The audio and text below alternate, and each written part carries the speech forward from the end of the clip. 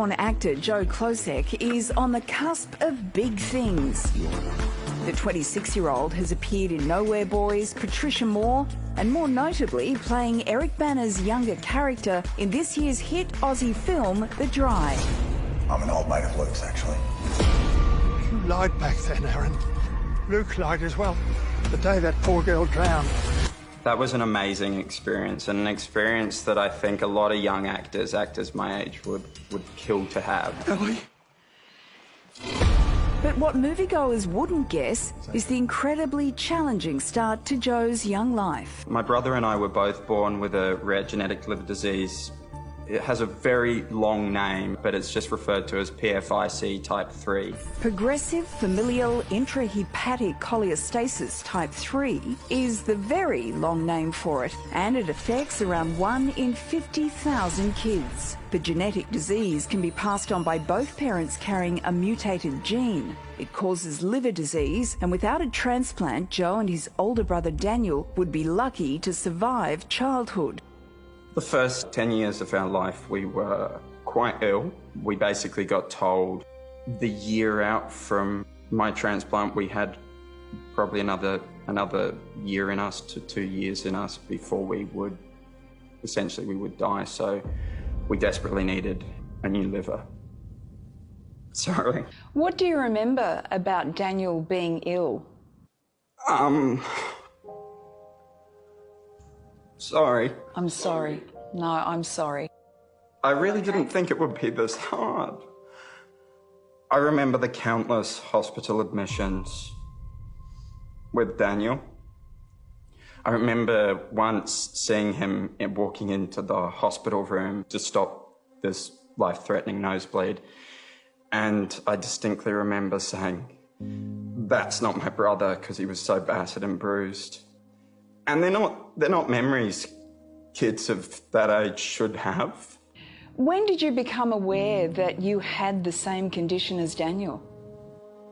I always knew, and I think Mum and Dad always knew with me from birth. They were told that it would be safe to have another child after my brother, and that I wouldn't have liver disease. It was devastating. I couldn't believe it was happening a second time. We wouldn't have put another child through what Dan had gone through intentionally. Judy and Rolly Klocek were told that for both of the boys, a new liver was the only hope. We were lucky their livers that they were, born with actually lasted for the 10 years that they did.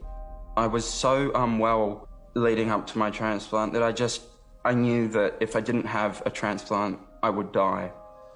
That leaves a little 10-year-old boy on his own with his thoughts for a lot of time. Do you remember what you were thinking in those times? I didn't have much time, thankfully, to be lost in my thoughts, because we waited a record time to receive an organ. 2 weeks, both of them. Yeah, from the day they were listed too. So we were the luckiest people in the world. Yeah. Some people wait for years. Both Joe and Daniel received their transplants at age 10, and it worked instantly. They were cured from the disease forever. The Kloceks know only too well that 2 other families went through immeasurable grief so Joe and Daniel could live. On the one hand you feel elated, and on the other hand you just feel desperately sad. A guilt that somebody else had to lose. A lot of sadness. Every anniversary of their transplant, the first thing I think of is our donors. Second thing I think of is how lucky are we that we have our 2 boys here. Words are not enough. Words just cannot express how I feel towards them. And I know for a fact that my brother feels the same. And I don't think that there's a recipient out there that would feel any different. Hi. Hello. How are you? It's been so long, I don't know. I want to hug you, but I can't come in. I know. Today, after 16 years, Joe and his mum and dad are meeting with the doctor who performed his life-saving transplant. If it wasn't for COVID, I want to give him a big hug. Yeah, no, we're very lucky to have professionals like this doing the work they do, because he's still here, so, and still annoying. So. Thanks, Dad. I'm a soft bastard. It's the whole reason we do the difficult hours and all the study. Sometimes you feel a bit sad about your life when you're working 80 and 100 hours a week, but this is the reward. Has it made it in some ways easier going through all of this with Daniel? It has, it really has, and going through it with my brother has created a bond between us that just can never be broken. I'm so grateful he's here. I'm so grateful that I get to grow up with him and get old with him. We're best friends. It's not something that we discuss on a daily basis, but it's definitely something that's drawn us closer together.